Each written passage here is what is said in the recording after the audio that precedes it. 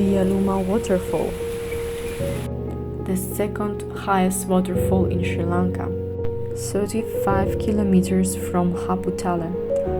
You could go there by bus or rickshaw.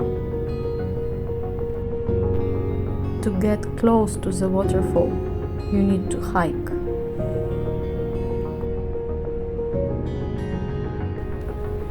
Your efforts will be rewarded. Here, the performance of the water is really breathtaking. Falling drops create the magnificent cascade. They play joyful, loud games in the arms of the rocks.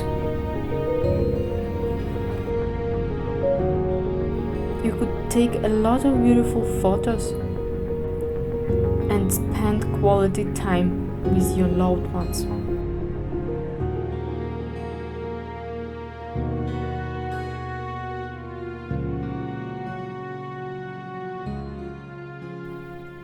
Enjoy your time in Haputale.